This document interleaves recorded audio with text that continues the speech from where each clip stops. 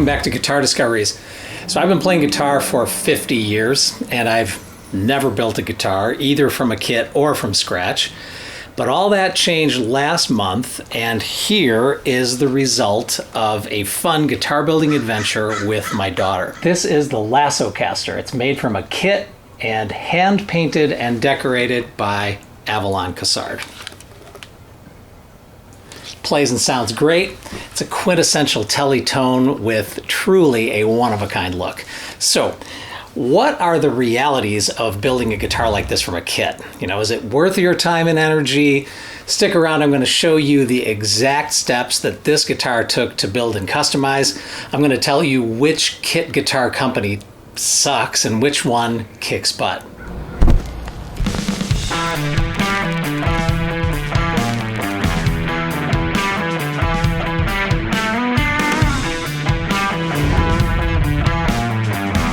All right, so I never even thought about building a guitar until last year. A company called the Fretwire saw my YouTube channel. They reached out to ask if I'd like a free kit to try building a Telecaster style guitar and to talk about it with you guys.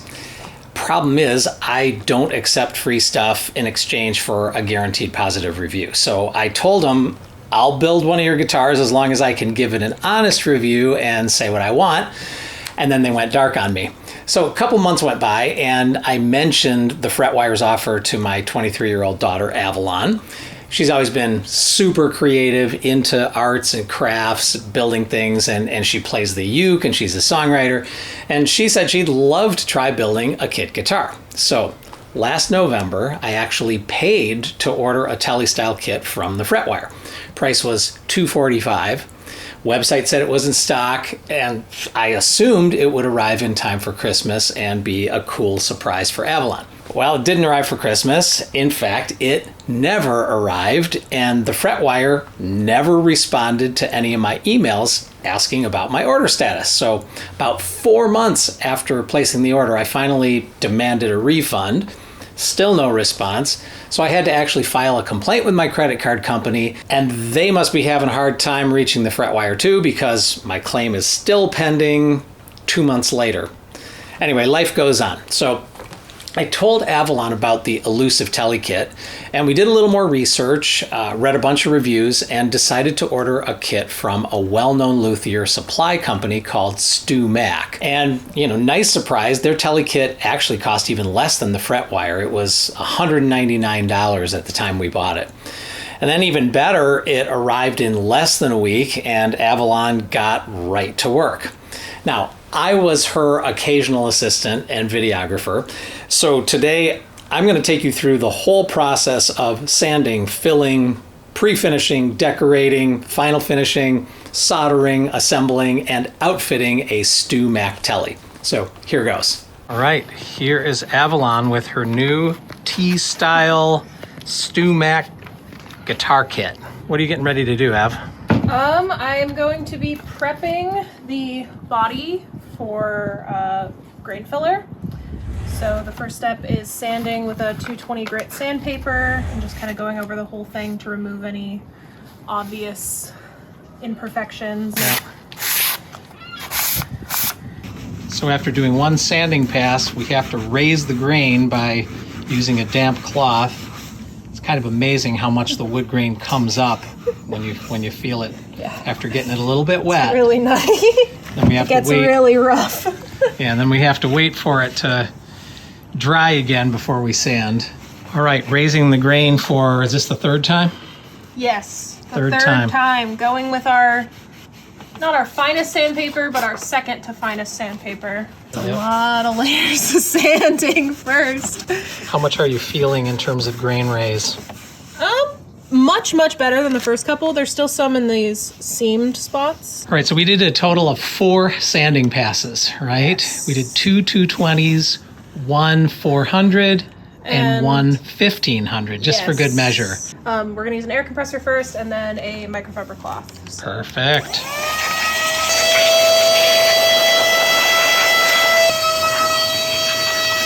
Oh, like butter, like butter.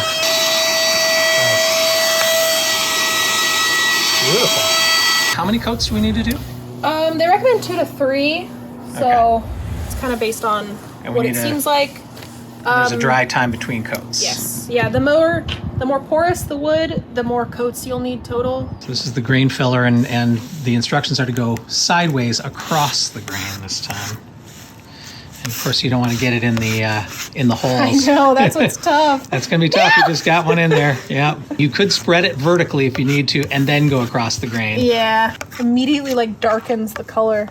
It's crazy. It's much more like it's going to look. Yeah. Start to get a sense. It almost has a cedar look. It's very interesting. Avalon is on her second coat of grain filler. Any comments or thoughts, recommendations to people? Load it on pretty heavy, but then scrape off more than you think you need to. The sides are tough. You need less on the sides. Yes, less than you think because of how it pools.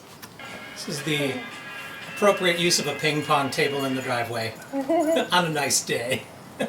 2 coats of grain filler followed by a 1500 sanding. Sweet. Yeah. Looks beautiful from here. I know.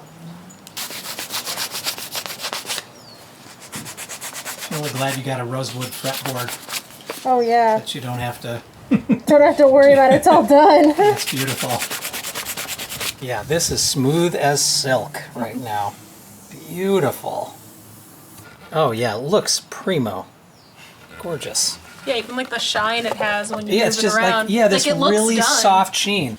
Eco-friendly, water-based wood finishes. Water-based gel. Amazing that it's an eco-friendly thing. So before she even started working on the kit, she made the key aesthetic decisions. Now, she liked the color of this slightly funky mahogany body, and she decided to leave it natural and go for kind of an Old West feel. And she decided on 3 pieces of art. She was going to have 2 on the front, a small one of horseshoes, another one of a cowboy roping a calf, and then large art on the back, a cowboy swinging a lasso. And when I saw the art she'd chosen, it just kind of came to me. This isn't going to be a Telecaster, it'll be a Lassocaster. And that's when we talked about ordering custom decals to make it look extra legit. I want to mention the decals early because they take 2 to 3 weeks to arrive from a company called stringcraft.com. So more on decals later. Now, when it came time to put the pickguard and pickup assembly in place, Avalon discovered there was actually damage under the protective coating. Somehow the pickguard had been scratched, and even the neck pickup had a couple tiny dents. So she contacted StewMac, and they immediately sent her a whole new assembly, no questions asked. So kudos for their speedy handling of that customer service issue. You can get a general idea of how it's gonna look. Yeah. But look at like the black with the tone. Beautiful. It looks so good. Like I said, the mahogany almost has a cedar vibe to it. It's really pretty. Yeah, for even like a general idea. It's like a really tight. Sure it is. I don't want to actually set it in there, but that in. Looks beautiful. Yeah. I'm excited to see your custom painting. Yes. So I decided to hand paint on some art. The way that I'm doing it to make it the easiest is by creating my own custom transfers. So you pick out your art, print it out on just regular paper.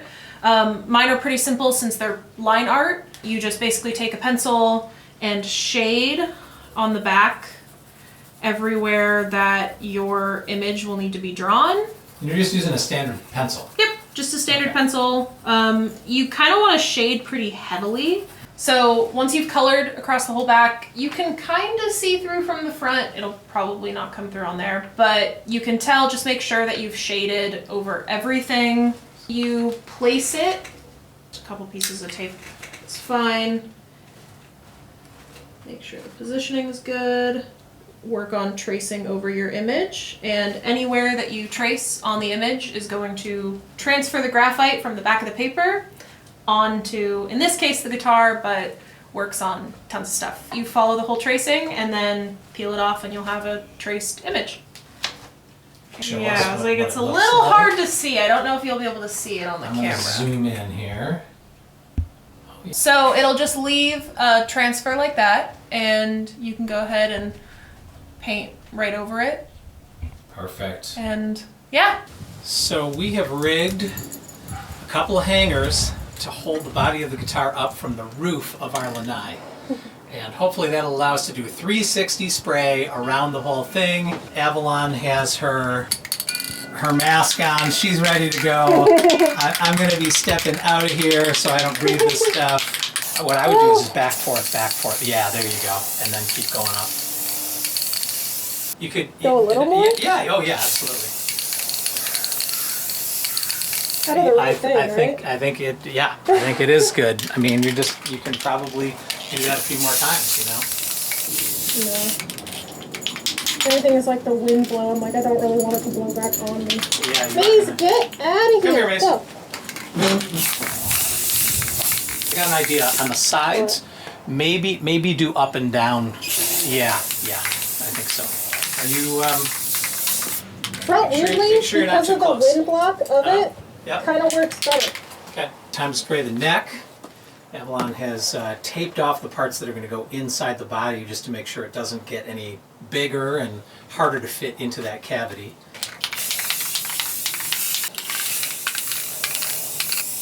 Maybe. For the first 5 coats, I used the Rust-Oleum 2X clear gloss. And then for the final layer, I'm using polyacrylic, the clear gloss, since it gives it a really nice like water protect finish. Kind of windy today. It'll be that kind of, satiny, sort of semi-gloss look. For the back of the neck, we did 3 total coats, so less coats than the body. Doesn't have artwork, not as big of a deal. But we've done 3 coats on the back, with the final coat being the polyacrylic. I've done 1 coat of the Rust-Oleum on the face, so I'm doing the second one. And then we'll be adding a decal, so it won't have the final coats until after the decal's been applied, so.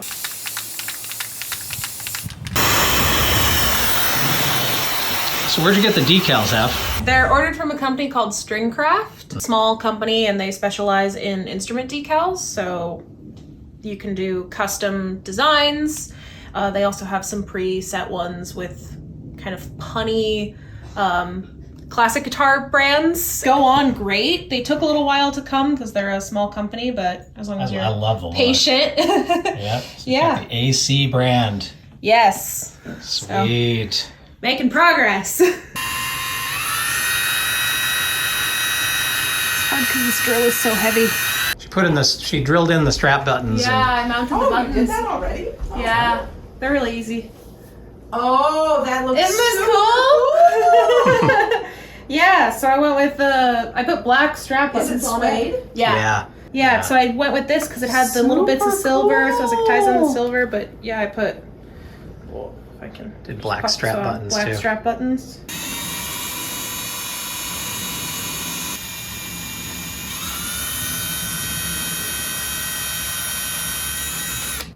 It's hard too because they're kind of small. They're sort of shallow, so it doesn't want to like stay gripped.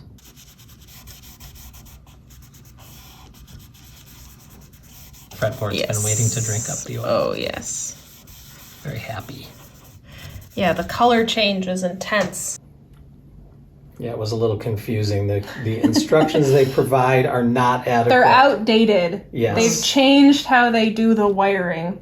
So Avalon put a lot of TLC into this Lassocaster, but the whole time we worked on it, we planned to take the finished guitar to my luthier. It's usually like an $80 process, but this guitar took him quite a bit of extra detail work to get it perfect. The nut needed to be shaved down and filed. The neck needed a very thin shim under here. And because this isn't a string through body, and the bridge plate has 2 strings per saddle instead of 6 individual saddles, he had to do extra trial and error to nail the intonation. So all of this begs the question, is a kit like this really worth it? So let's tally it up for a second. All told, Avalon invested $199 for the kit, about $85 for the tools and the sealers and the sanding, painting and finishing materials. She already had a painter's mask and a microfiber cloth. She had a mini air compressor, vacuum, and a soldering iron. So I'm not going to include those in the cost. She spent $30 on a StewMac guitar mat and neck rest. Totally worth it in her opinion. Mine too. And she ordered the custom decals from stringcraft.com. It's a guy named Jeremy Gamble. They were $23. And again, you should plan 2 to 3 weeks for delivery. So you definitely want to order your decals early in your process. Avalon also bought some extra custom items that you probably wouldn't, like black strap buttons, just a little touch there. This matching Concha guitar strap, and she got DR Black Beauty strings because she really wanted to go with this black and silver kind of vibe. Finally, extensive custom setup cost $130, so the grand total was $467 plus the value of her and my time. I think you can expect to spend between 8 and 10 hours of concentrated effort, but there are going to be lots of interruptions, right? You're probably going to need a full weekend because of all the downtime while you're waiting for things like wet wood to dry before you can sand it again, or for your paint and sealer to dry between coats. Now, from the standpoint of component quality, this Tele is one small step down from non-US Fenders that usually retail for between $600 and $900. So I guess you could say it's like a $500 guitar, and it's got solid playability and sound. But, you know, the 100% custom look, I mean, that could be priceless, right?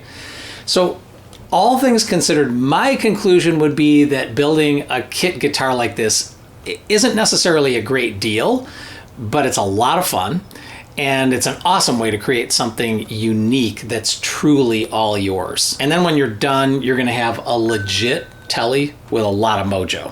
And of course, you can always upgrade components like the bridge assembly if you want, or if you need to make it even better. All right, so how do you like the Lassocaster from AC Guitars? Please leave a comment and, you know, go easy on us. I know Avalon would love to hear from you. Personally, I think it's pretty sweet, especially for a first attempt. Now, before you move on to some random video, I want you to know there are over 200 videos to watch right now at guitardiscoveries.com or here on my channel. And they cover everything I've learned the hard way, so you don't have to. So please take a sec to like, subscribe, and hit the bell if you haven't before. I don't want you to miss anything, or, you know, just watch this.